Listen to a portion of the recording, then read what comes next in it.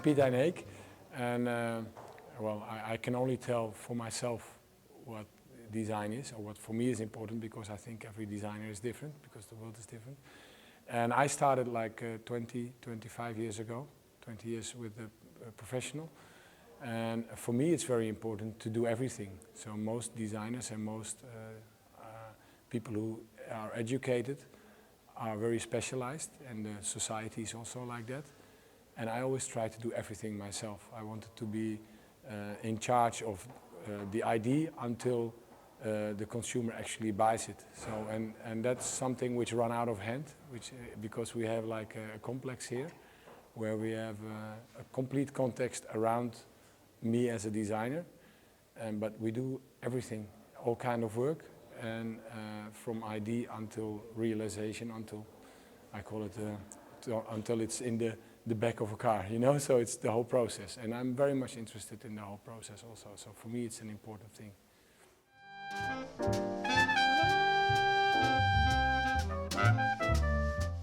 There are many aspects which are important for the success of a product, and if you fail in one, you don't sell.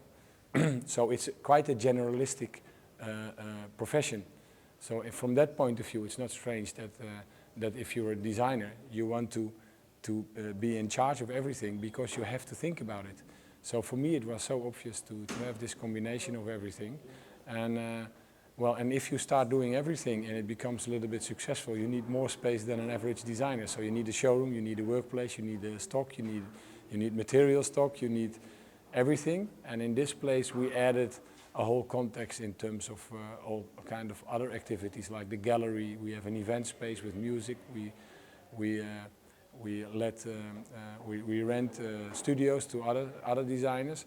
We have a restaurant. So it's a very idiot, crazy place where we try to bring together all kind of qualities and to add other professions to ours. Instead of having only designers in, we try to have artists, but also we sell cars, we sell antique, or we show antique. We don't sell it that much, but it's nice to have like a complete story.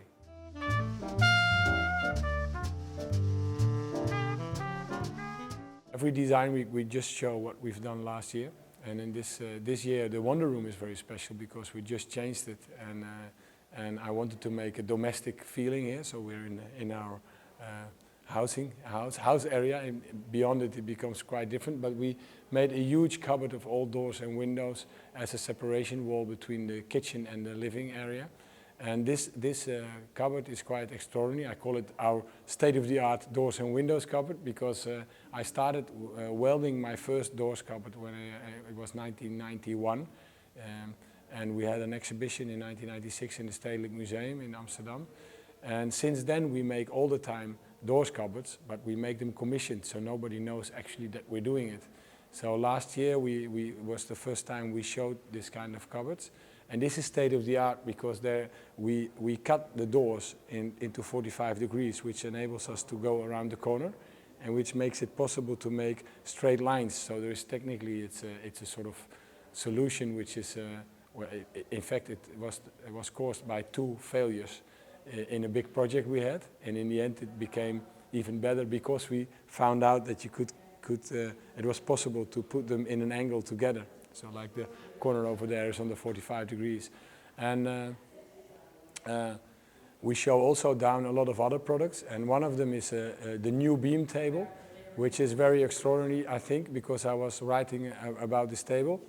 And it was a series of 10 little stories, and I thought the table was quite normal, and then I was writing it, and I thought this is actually a very good example how I work, because it's we had previously the old tree trunk table, and this one has a gap in between. So it's two pieces of a tree, which if you cut a tree you have like shelves, and we just put them like this with the hole in between, because you don't need it, only for pots and pans which are big enough to put over it, and you use the sides for the dishes. And then I was writing and I thought, I really don't throw anything away from the tree, and the tree itself is fully you're fully aware of the shape of the tree, and that it's from nature. And normally if you want to make a table like this big, you have to cut straight pieces of wood, glue it together, and you have like only 20 or 30% of the efficiency of what we have now in terms of wood. And in all my products, the material, and after that the technique and the craftsmanship is always the inspiration. But I don't realize it all the time. So with this table, I didn't realize until I wrote it down, and I thought this is actually the best example I can talk about from the latest work I've done. And I also show a floor, which is a little bit similar.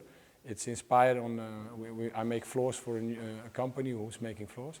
And we made a lot of floors until now. And one of the ideas I had was for our holiday houses in France, where they,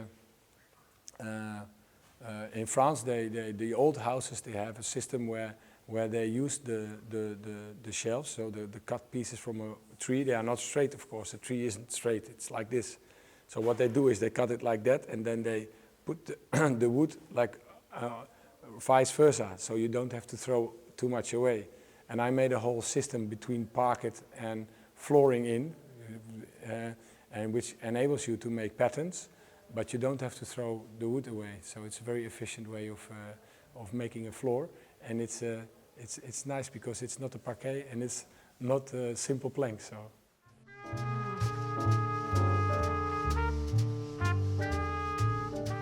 I always make the joke, but a lot of jokes are also a little bit serious. It's the only real design week, because most design weeks are about selling design, or like Milan is one of the best examples. It's a furniture fair, and in the city there are some presentations which are more creative. But in Eindhoven, because it was initiated by the Design Academy, it's much more about the designers and their ideas. So a lot of the things you see are not even commercial, but they are just the first ideas, and often the first ideas from a designer. So they actually show their first child, and they are happy with it, and they're very vulnerable. And if you say, I want to buy it, they are completely confused because they never thought about selling something, they just want to create. So if you think about what design is about thinking about the world and translating it in many different ways, and having ideas and making designs. Here it's really about the creativity and not about the sales. Still, I hope it will be like that forever. And we try to do that also, to show as much as possible the creative process. In general, we try to do that, and during the design week, because it's such a big success, everybody does the utmost thing to show everything he thinks about, he has made. So and we give a lot of place, we try to give a lot of space and place to young designers to show their stuff also.